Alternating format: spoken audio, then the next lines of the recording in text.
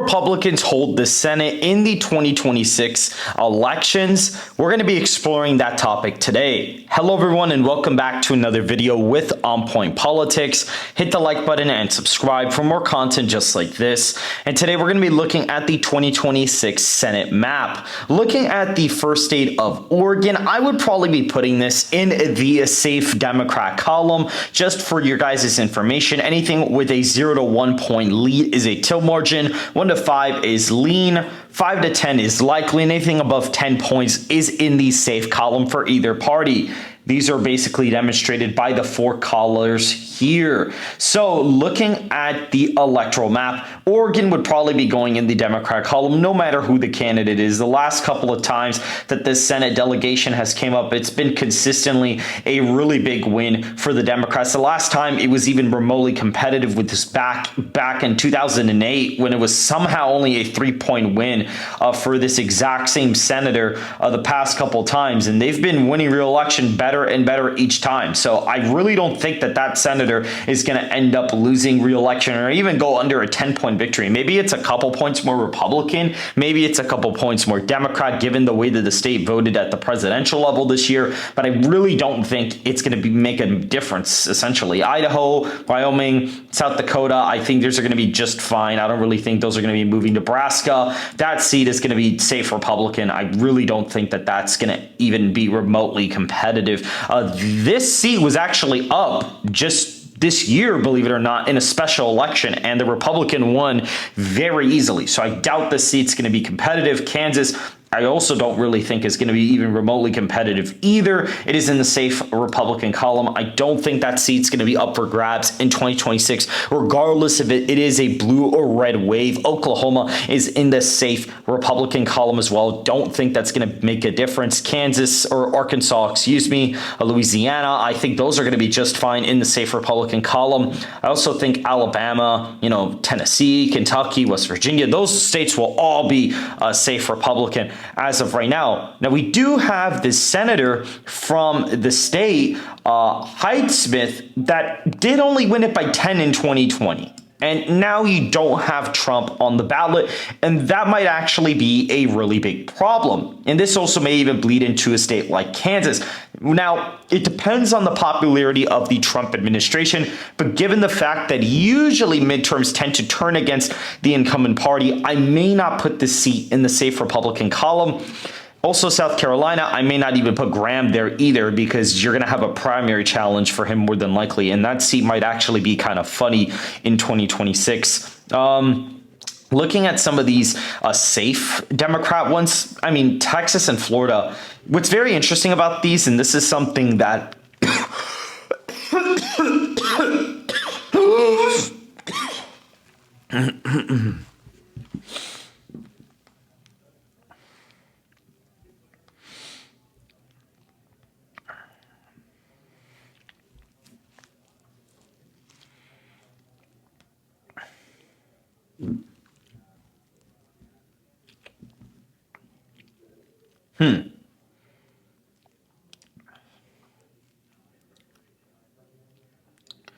Okay, good, net gain. That's still good. Any little progress is good.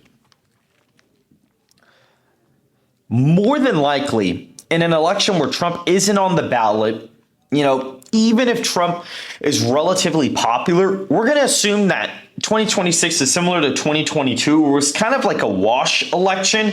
That would put states like Iowa, Ohio, Mississippi, and South Carolina in the safe Republican column, essentially. They may be under 10. It could happen. And when we get to 2026, we'll probably have metrics for us to be able to utilize this even better. But I really don't think that these would be under 10 as of right now. Also, Florida, I mean, that's not going to be under 10.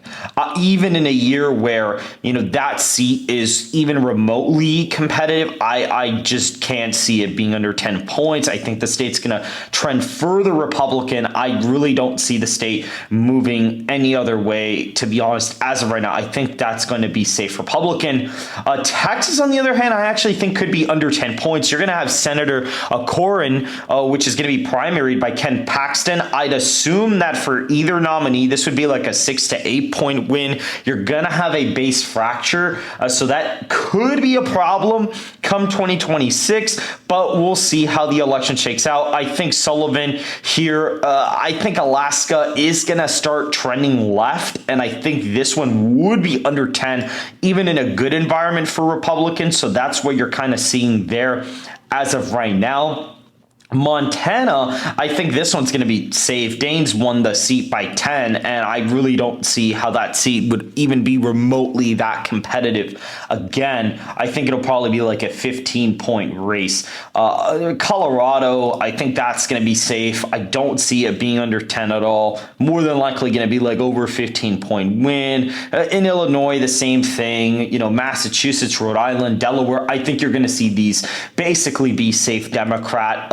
New Hampshire, I'm not exactly sure. It could be a little bit closer. Like, it's definitely possible. And this is Peters. This is a seat that I want to talk about because that one could be interesting. Peters' seat was way closer than what it was in 2014. And so that's going to be very interesting to look at come this election cycle. Going to be very interesting to look at that Senate seat. And the Tillis is also going to be in a primary challenge as well. We don't know by who, but that seat might be a problem come 2026 as well. I really think that Virginia seat will probably be on the higher end of likely, maybe like 8 to 9 points Democrat. New Jersey, I actually think that this seat's going to be like 7 to 8. I don't even think it's going to be in the, I don't even think that would be in the safe Democrat column. New Hampshire, I would see it being likely Democrat, maybe not the 15-point when it was here, but I do think it would be like possibly like 8 to 9 as well.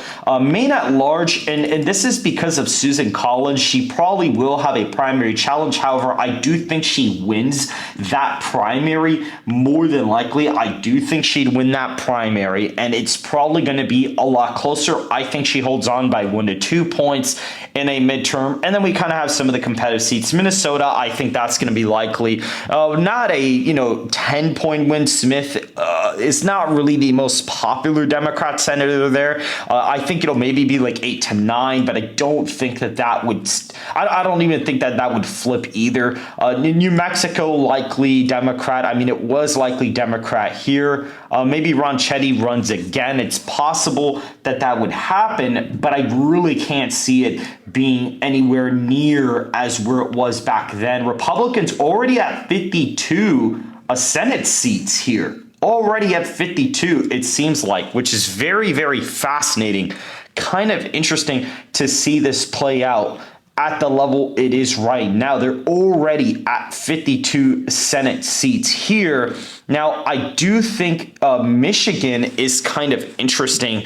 And actually, this number might be kind of messed up. I don't know why the numbers are so weird here.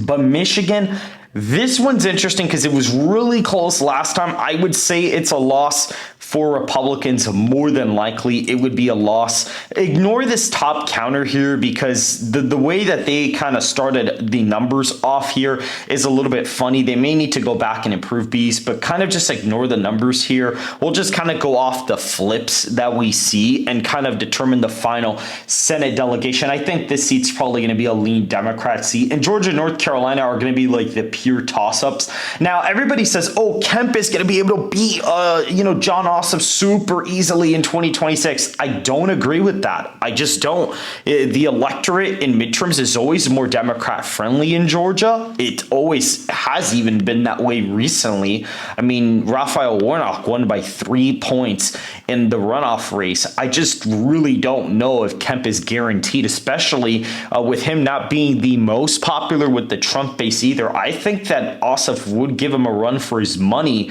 I think possibly it's like a tilt GOP hold, but I think that's where that stands. And in North Carolina, that seat may be in a really big spot, a big problem.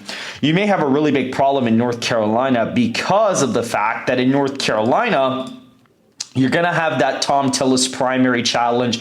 It's going to be quite annoying to have that there. So more than likely, I actually think that they're going to end up holding on. And I think I actually ended up increasing these before I even started recording for no reason. I was kind of like messed up by the independent senators, but I think the numbers they had in the beginning were actually correct, because now it basically ends off the video with 53 Republican seats to 47 right now, which is literally the exact same delegation that we have right now, with the 2 independent senators basically being Democrat senators at this point. So it's the same. Really, nobody net gains seats. Michigan stays the same. The only 2 that flip, North Carolina flips into the Democrat column. Georgia ends up flipping Republican, but that's basically it in this midterm as of right now. I mean, Michigan's really the only other potential pickup in North Carolina. So the 2026 midterms are going to be useful to kind of expand the majority with Michigan and Georgia. I don't know about a New Mexico pickup. Minnesota, I really doubt that kind of a pickup